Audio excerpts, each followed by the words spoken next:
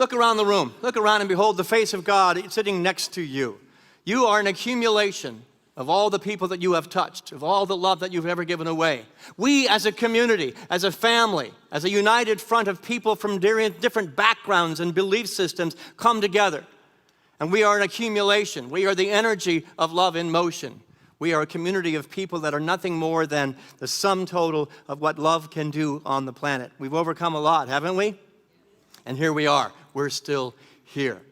And thank you to the two of you for, it's just beautiful. Not just the talent of the voices, the songwriting, it's your presence and your spirit. When Danielle says that it's an experience tonight, it's much more than a concert. It is an experience. It's an accumulation of the love of these two.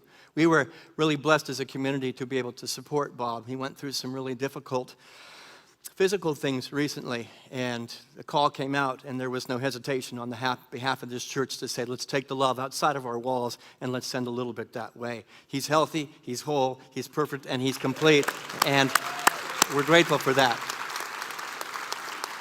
So many of you know I grew up in the Gilroy United Methodist Church, little podunk Gilroy, the garlic capital of the world. If you get anywhere near me, you can smell that I've got garlic still coming from my pores. And in that little church that is very near and dear to my heart, Paul Sweet. You know, Methodists move ministers. Every 3, 4, 5 years they move the ministers so that the church does not become personality-centric. I'm glad that we don't do that in Unity because I'm going on 10 years, I think, here. But I'm really great. I'll take the applause. I have no problem. And Reverend Paul Sweet was my favorite minister at the Methodist Church. When he came into the environment, everything began to shift and change, and his name is well earned, Paul Sweet. Now, he wasn't the greatest minister, he wasn't the greatest speaker, but what he used to do, he used to walk and he'd give his talk, and he'd walk up and down the aisle and he'd pat you on the shoulder, and good to see you, glad you were here. He'd reach out and he'd shake your hand, and there was such a feeling of warmth. There was such a feeling of family that he created. And for a long time, that sustained me in that church. It was a feel-good atmosphere. Anybody come to church because it feels good? You know, we get accused, I always laugh, and they say, oh, you go to that feel-good church. And well, what kind of church do you go to? You know, I'd rather go to a feel-good church than a feel-bad church. But if feel-good is the only reason you're coming, it doesn't sustain, and it did not in the Gilroy United Methodist Church for me either. I loved Paul Sweet. I loved hanging around with good people, but the feel-good experience did not want to have me come back again and again. It did not encourage me to participate or to certainly put any money in the basket. Yes, I enjoy the good feeling, but don't ask me to participate. So I began to look for a different reason to be involved in the Methodist Church. I needed something more to keep participating. So I began to listen to the sermons. What a concept. I began to listen to the good that was being espoused by Reverend Paul Sweet. And there was some good there. I today cherish the Bible stories I learned in that little church and the meaning behind, at a certain level, the meaning behind those stories. I cherish them. And I began to pay attention to what he was saying. And I began to listen to the first really introduction to God. And it was a God that centered around the idea that you do church, you come together in community for God. A God of their design, a God that was very separate from the experience that we were worshiping and that we were serving. And it felt good. It was a deeper feel-good experience that I really cherished for a while. But it was a somewhat obligatory job. You're supposed to go to church. You're supposed to hang out with these people, and you're supposed to bow down and worship this God of a personality-centric kind of energy. A capricious energy created in the image and after the likeness of mankind, not the other way around. We made God in our image. And I didn't resonate with that. I just couldn't get my head around it. And eventually, the sermons weren't doing it for me. I couldn't get my head around that. And I eventually was feeling empty in that church. It did not sustain me to keep coming back consistently, to keep giving, to keep participating, and to keep offering my abundance to make that church grow and become more. So I kept digging for a different reason to come. It was then, I believe, I got the first hint that I was going to be a minister on this planet. Because I began to take God out of the sky, out of a personality, and I put it into the skin of the people that were there. And I learned for the first time that I had a servant's heart, that I wanted. Outreach is what made me come to life. And I gave, and I stepped into serving Judy and Kim and Bill and Joel and Aileen. It felt so good. There was a deeper understanding of what God is by serving God in the many manifestations and disguises of God known as you. Turn to somebody to your left and your right and say, I behold the face of God in you.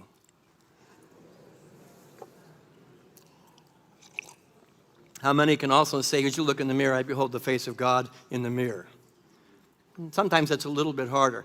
But I realized that what was being awakened within me was a divine purpose for being born, to find the presence of God in people. But as what happens in many churches, I'm sure you've all been there, it can be a one-sided affair. And I found I was spending an awful lot of time at church. I was doing a lot of good service work.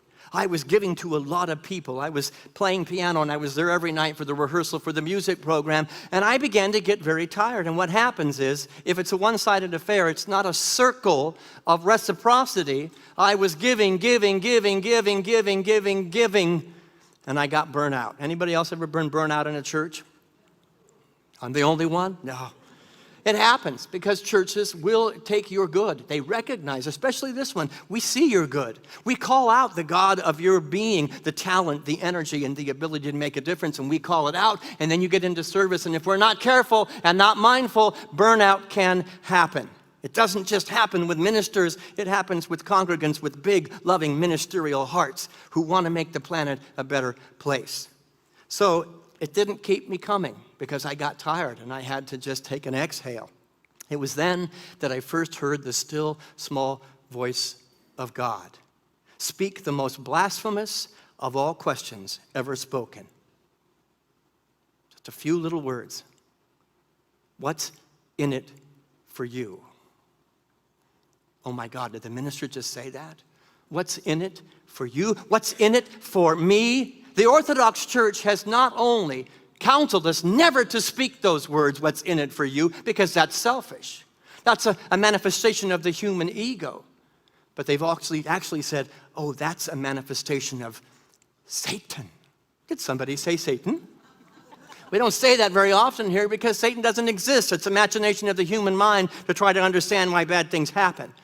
But we've been relegated in religious environments to put ourselves in the back seat and never ask the question, what's in it for me? Because we've been told that that's selfish, and that's what causes burnout. That's what will cause burnout. So the still small voice spoke within me, and it was like, there's something wrong with me. Oh my gosh, I must be selfish. It was not the voice of Satan. It was the voice of my soul. It's the first time I ever heard the idea you got to put the oxygen mask on yourself first before you start helping others. So I looked in the mirror and was able to find that the God doing business as me was as deserving as the God doing business as all creation. That the light that was within me was equally as valuable. In many churches, the words sacred reciprocity, my friend Lester introduced me to that idea, sacred reciprocity, a give and a receive. In many churches, that idea of sacred reciprocity has been relegated to a locked closet in the back of the chancel because churches are operating out of fear. There's not enough people to go around. There's not enough volunteers to go around. There's not enough money to go around. So we don't ask that question. We just keep receiving and we keep taking. And somehow churches are dying everywhere. And COVID, if one thing that happened is churches began to die because this lack of sacred reciprocity and circular give and receive got exposed big time. And the fear that is running most of the religious systems on the planet got exposed. Take a breath with me. And let's be totally honest. In my dialogues with many people in this community, when I said I was going to do a talk entitled, What's in it for me? People were really concerned about that. So you see, we have a tape that's running deep on the inside. We don't ask that question. We've not been empowered to take care of ourselves as well as others. And the religious system still is playing within us, calling it ego, calling it Satan, calling it wrong. Today, I'm going to call it right. Today, I'm going to call it a necessary question for a prosperous environment. A necessary question where burnout doesn't happen, but community can happen. And love can happen. The song that was just sung spoke about bring your sadness, bring your pain into the circle as much as you bring your joy. As much as you bring your prosperity, bring your hurts, bring your fears and your lack, because it's all welcome here. And at any given moment, I'm going to lean into you, you're going to lean into me, and a sacred reciprocity happens. A sacred goodness begins to happen because we know and realize we're in this together. I think it's probably a good thing that Methodist Church has moved ministers to and fro, because you don't get dependent on one person as a source. I love that I belong to a community where Larry's voice is equally as important as mine. Michael Burke's voice is equally as important as mine, because sometimes I need to hear their wisdom. Sometimes they have to hear my wisdom. But the reality is it is sacred reciprocity.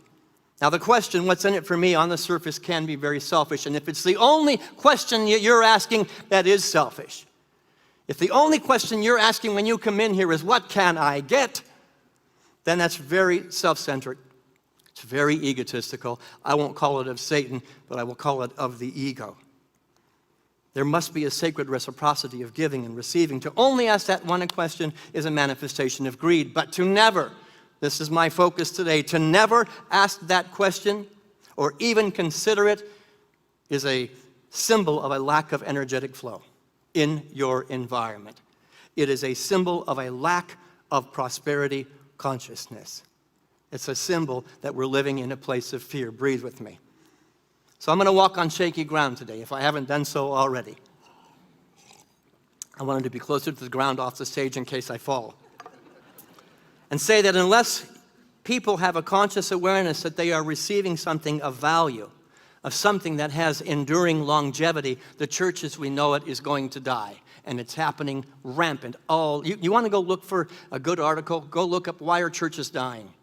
There's more articles written about why churches are dying right now than why churches are thriving. It's easily found. So I'm asking each of you to ask yourself today, boldly, the ministers asking you as a means of elevating the consciousness here, to ask yourself, what's in it for me in regard to your relationship with Unity North? In your relationship with these beautiful people that you just said were the face of God. What are you getting? If you can't answer that question, I'm asking you to ask it again, and ask it again, and ask it again, and don't give one more penny or one more hour of service until you can answer it. But then when you do answer it, raise your game. To mindfully, purposely, intentionally ask that very taboo question as a means of assessing the incredible value that we have right here, right now, just not on Sunday, but every single day of the week. You see, we as human beings, have you noticed this? We as human beings don't do anything unless there's a payoff. There's nothing you've ever done that did not have a payoff. Nothing. Nothing good, nothing bad you've ever done that doesn't have a payoff. I'm making you uncomfortable, perhaps. I was uncomfortable when I realized that some of the stuff I was doing did have a payoff and somebody had to point it out to me. I felt good about myself. It was a feel-good experience. For some people, that's all it is it feels good for the moment, and that's enough if it's in balance. Some people, it's the ability to hide. Oh, I can just hide, and then that feels good for a moment. I'm not seen. And they get really uncomfortable here because here we are actively seeing you, hearing you, feeling you, knowing you, and calling out the magnificence of your very soul. And that's uncomfortable, so they end up leaving.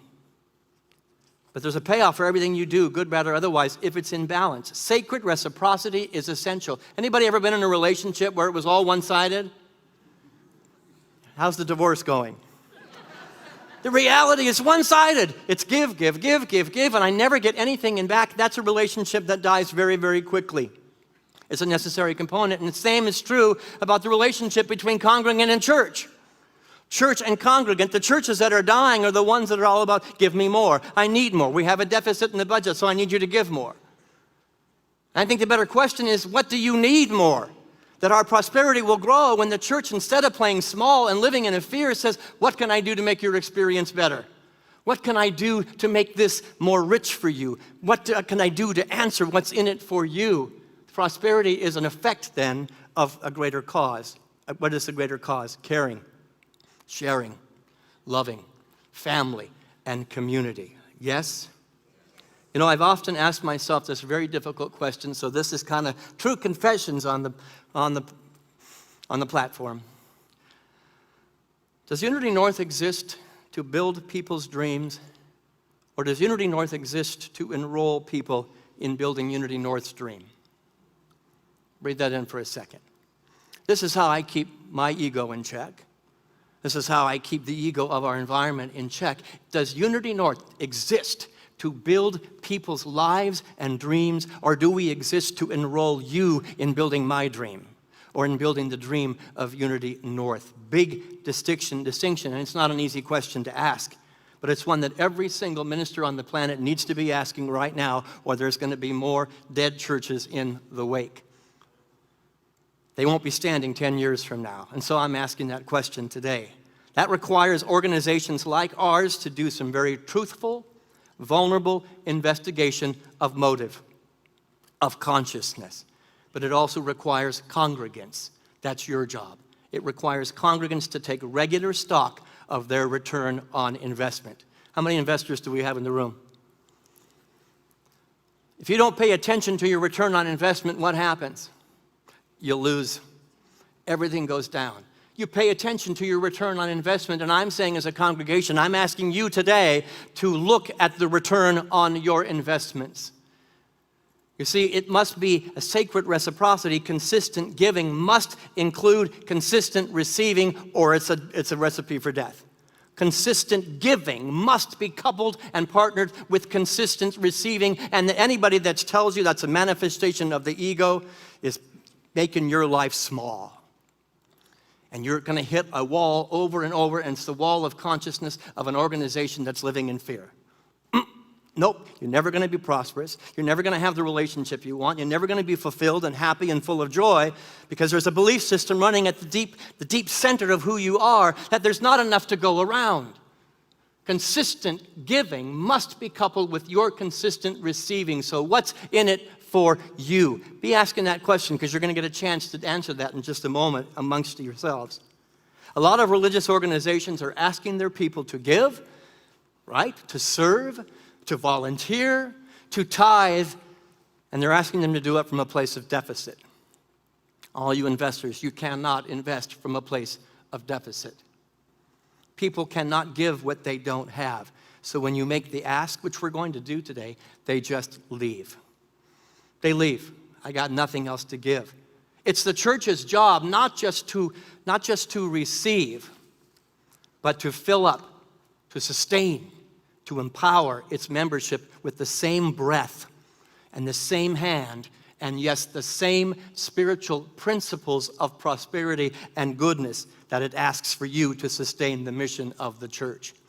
I want to say that again, because that's really important. It is imperative that the church not just receive, but fill up, sustain, empower its membership with the same breath, the same hands, and the same spiritual principles that it asks you to support the mission of this community. It's cause and effect. You know, I had an epiphany recently. I was helping one person in this congregation, and I had to cancel several meetings that were about business, about the building, about the finances, and I ministered to one person that whole entire day. And it made me get back in touch with the calling. The calling. I'm less interested in building a business or a building, and I'm more so in building people. And that one person was built that day. And she could easily answer the question, what's in it for me? It's a focus of our ministry. I'm sure you all know the mission statement of our community, right? To recognize, to demonstrate, and to share the divinity of all of us. To recognize, you are the light of God, Paul. I know you as the magnificent creature of God that you are. And I'm going to demonstrate that by being in service to you. And I'm going to share it wherever I go. But if I'm at a deficit, I cannot do that. If I'm living from a deficit, I cannot do that. Yes, this community needs things, just like any community, right? We need things. We have things that we want to do to expand. Those kids that you just saw, there was an expense to put on a program for them today, an expense to put on a wonderful time for all the 400 people that were here Friday night. We need things. That's not a bad thing. Need is not a bad thing. Desire is not a bad thing.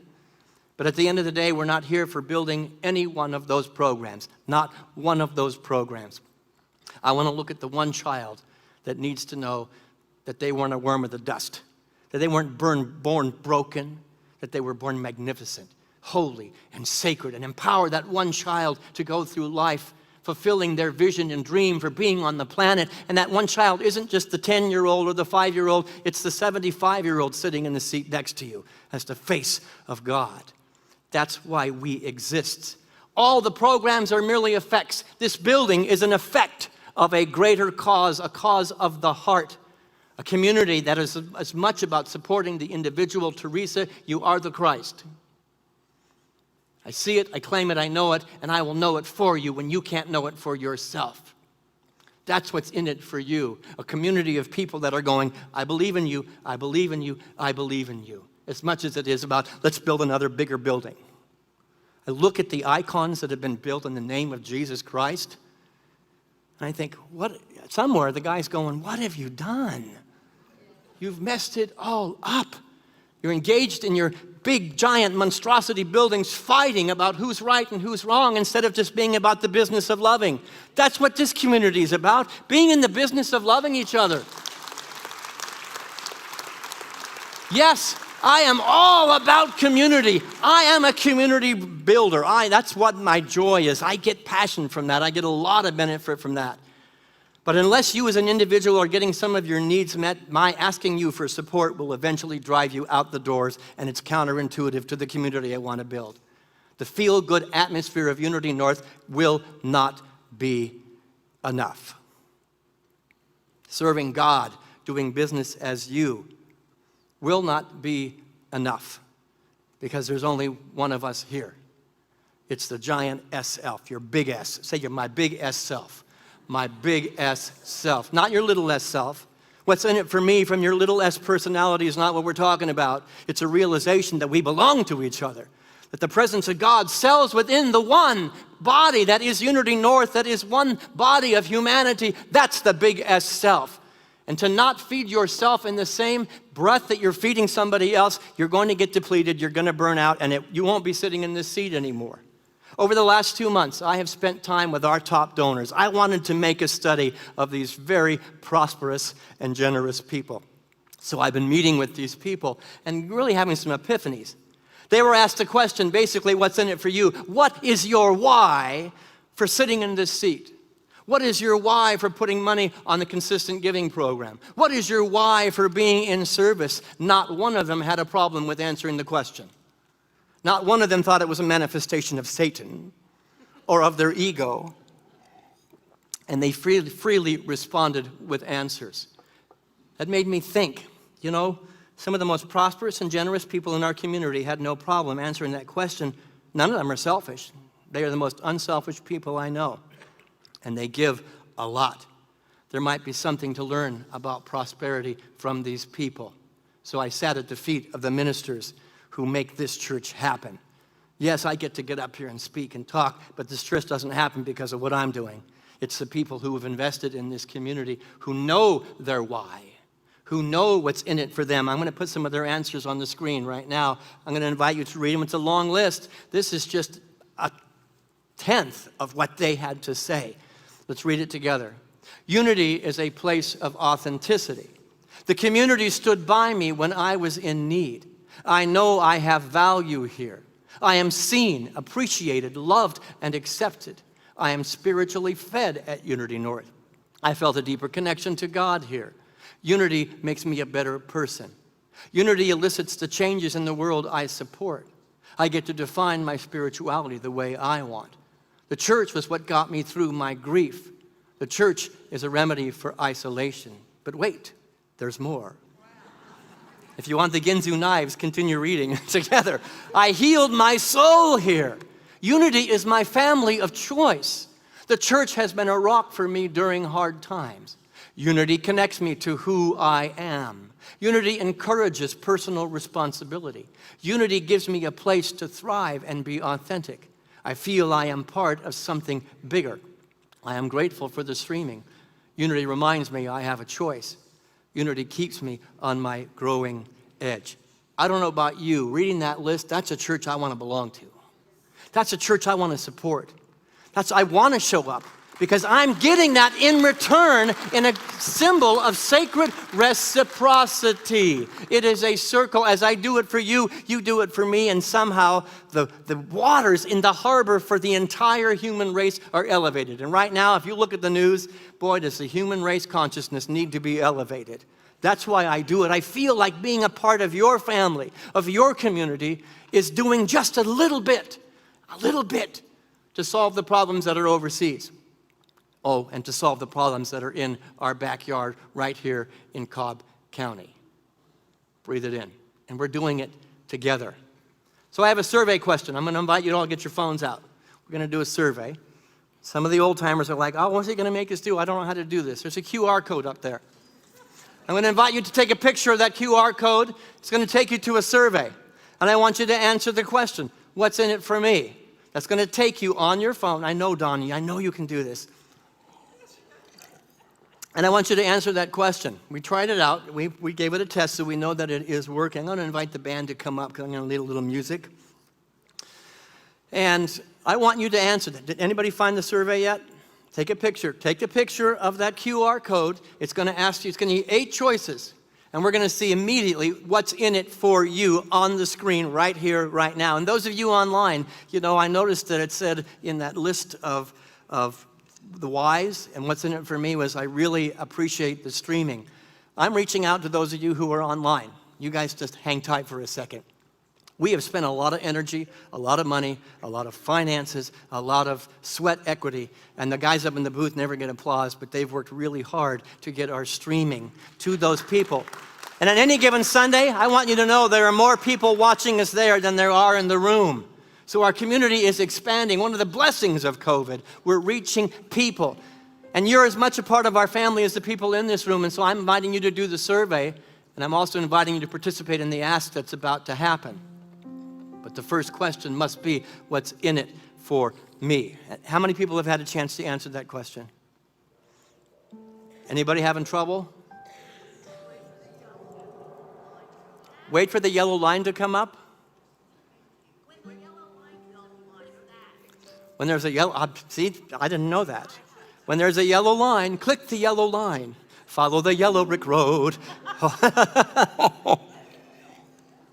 And can we put the slide up that's giving us immediate, is it giving us immediate feedback, Wes? And I want to thank, can you put it up there? We can see the answers to these questions. For those who aren't able to see that, these were the whys. Is it big enough to see up there? Let's read them together. I am spiritually fed here. I feel accepted as I am. I want to make sure Unity North is here for future generations. I have developed valuable friendships. Oh, don't be moving on me. I participate in particular programs, classes, or ministries. Supporting the local community through outreach is important to me. My servant's heart. Keep playing, Tom, that's great. And other.